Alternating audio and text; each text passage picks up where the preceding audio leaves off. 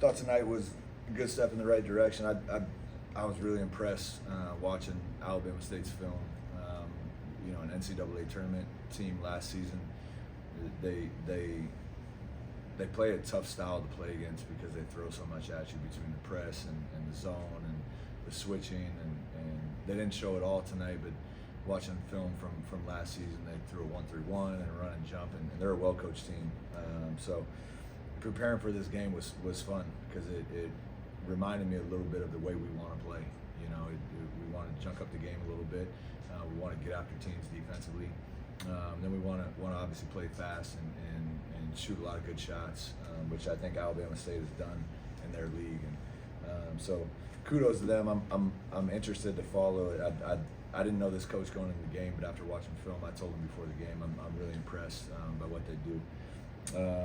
I thought our guys competed. The second half was better than the first. I lit them up a little bit at halftime, just because I felt like outside of the last few minutes of the half, they outcompeted us.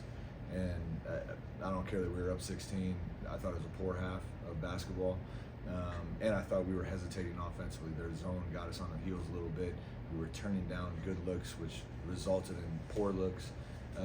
And that's not the brand of basketball we want to play. To their credit, our players responded. I thought that was a great half, a great second half of basketball where we did a good job on defense, creating great looks on offense, and our defense can fuel our offense. Once we get out and run, it's going to be really hard to stop us. Questions, please? Did you feel like at the half that they knew that they didn't compete to the level you expect them to? Yeah, I don't know. I don't know if they knew or not. I hope they did, but I went in there pretty quick and got feisty, and so it was fun for me. I thought I coached a poor half of basketball in the first half. I was pretty hot at some of the officiating that I thought there were 50-50 calls that were ending their way, but looking back, it probably wasn't poor officiating. I was just generally running hot tonight. And I felt like my lack of composure probably hurt us a little bit. I got to be better, and I had to sit down a few more times in the second half to calm myself down. Our staff did a great job. One of them came up to me and said, "You're officially a college coach now. You're losing your mind on the sidelines a little bit." So I thought, I don't know if that's an honor or a diss, but I took it and I sat my behind down and calmed down. But these halves are going to happen, and especially the style we play can be chaotic, and there can be huge stretches on both sides, both for the opponent and ourselves. Obviously, you want to limit their stretches and push ours to the max, but I just want to treat all these games, especially against lower level opponents, in preparation for the big games. And that's our whole non-conference schedule, is preparing for our conference schedule, both against the great opponents and the lower opponents. And I felt like the first half we didn't do that. I think like 20 of your first 30 shots were threes, and I know you won a lot of threes. But were they good looks, or were you not happy with them? I'd have to watch the film. I didn't realize 20 out of the first 30 because I actually thought we turned down a lot of great looks. And that's probably why we ended up just shooting an average to below average percentage in the first half from three. But when you turn down shots that are created, generally, I would say 90% of the time you end up with a worse look. And that's what I was on our guys for, is they were turning down great looks and hesitating because the team was in a zone. Man, zone, doesn't matter in between. If you create an open look, you have to take it, or you're not going to be able to play for me. And I told Chauncey and Cam, tonight they didn't shoot it well. I don't care if they're 0 for 100. The next one you got to believe is going in, or it's going to be hard to play for me. And I think both of them have the confidence and the grit and the mentality to understand that. And that's why I was happy Chauncey was 2. I would much rather Chauncey be 2 for 10 than 2 for 7. Like, shoot the next 3, shoot the next 5 if they're good looks and they're created. And in the first half, and not just him, across the board, I felt like we were on our heels a little bit.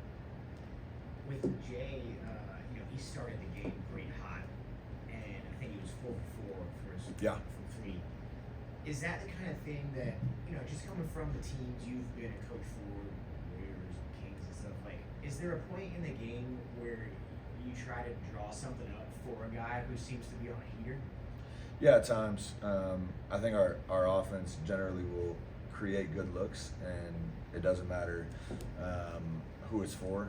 Like we've tried to build this roster to where when anyone's open, you got to shoot it. Lejay obviously started out hot, and there were a few times we drew things up for him. There were a few times we called things for him.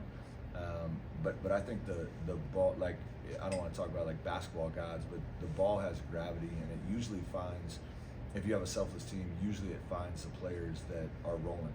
And it's just now, it's the same thing with Golden State. When Steph or KD or any of those guys got going, the ball, because players are smart and they have brains, the ball generally found them. And if it doesn't, that's where I got to step in as a coach and draw some things up. But I thought Lejay had an unbelievable game, and he and Rob and all of our seniors, even Steen had 6 offensive rebounds. Like, they're showing that they can play at a really high level, and a lot of these guys are coming from the mid-major level with the chip on their shoulder, and I love what they're doing. It's only a handful of games. I know you kind of sample size and all, but it was Chauncey and Rob in game 1. It was Lejay, Kobe, even Martin in game 2. I guess. Yeah. You coming into the year without kind of that 1 or 2 guy. I guess how much do you think this is going to be an area? It could be anyone's night's team, and how hard could that be for other teams maybe have to prepare for it? Kind of the if then of posing this guy opens it up for this guy. Yes, it's 1,000% by design. I think our group of seniors are the backbone of the team, but we got some younger guys with a lot of talent. You know, you look at Martin tonight, Thomas Basson, Cam out. Like these kids are good, you know, and they're talented, and the most impressive thing is they're confident for young guys. But it wouldn't surprise me if every single game we had a different leading scorer. Because of the way we can shoot it, and because of the way we attack, and because of the way the ball moves. I would not at all be surprised if you know, next game it's someone different, the game after that someone different. That's the way the team operates. And I know from experience, these are the teams that are, like you said, toughest to scout against. When you have one main guy that you just got to shut down, and if you do that, you're going to win. I'm not saying those games are easy, because those kids are usually really talented, but it's an easier game plan. When you have 5, 6, 7 guys on any given night that can lead you in scoring, that's a tough scout. You spoke since your arrival about wanting to play the best, especially non-conference. How much are you looking forward to Tuesday, taking this group on the road and going to UF? Yeah, I haven't thought about it a ton. I was actually texting with Todd Golden last night. We knew each other so he was an assistant at University of San Francisco, and then became the head coach when I was coaching with Golden State. So our wives actually got together first, got to know each other, and then we got to know each other just from running the same circles and both being coaches in town. And I was just texting him after his win last night, and you know, he said they're already on to watching film that night on us, and I'm looking forward to it. I'm looking forward to playing the reigning national title team, and they're talented, and they're big, and they're strong, and they're physical, and Todd's a really good coach, and so it's a great test for us. We've got 2 under our belt now, and to face one of the best teams in America. Hopefully this is why our guys sign up to come to Florida State, because I know I'm super excited about it. Not only the defending national champions, but also University of Florida Gators. You've talked a lot about how you grew up a Seminole fan, but most of the guys on this team not only knew the team, they knew the state maybe. Right. Is there anything that you think you'll have to do to maybe impress upon them the importance that this game is to the fan base, the rivalry that they're about to walk into in the continent? No. To be honest, and I know college is all about rivalries, and obviously being a Florida State guy, you want to kick Florida's behind, you want to kick Miami's behind, and that's natural. To me, every game is a Super Bowl. Every practice is a Super Bowl. Every drill is a Super Bowl. Every possession is a Super Bowl. If you can't get up for a college basketball game, doesn't matter who you play, you got problems, and you're probably not going to play well for me. And so I want our guys to compete regardless of the opponent, like it's the biggest game of their life.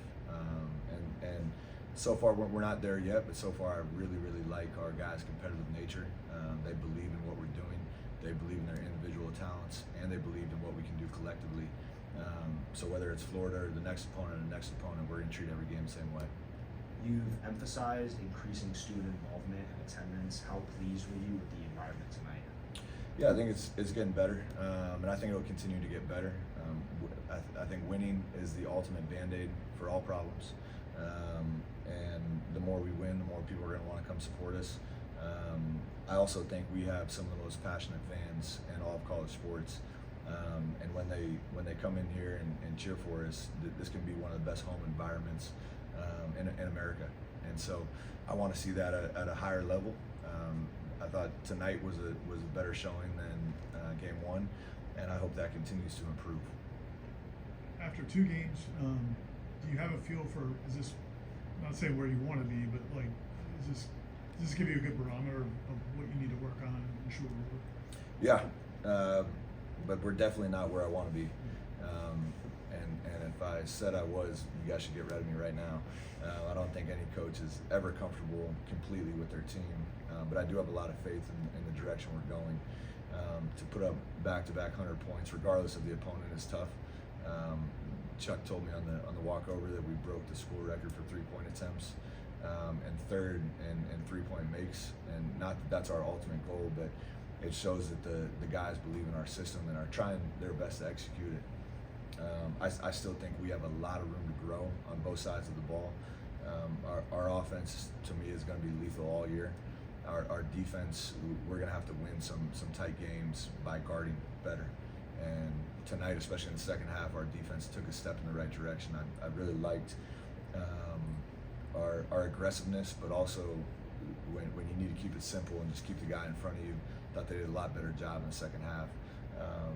I think we're going to be able to score with anyone in the country, but our defense needs to continue to improve, and we knew that as a staff, and our players know that. To compete with the big boys, you got to sit down and guard.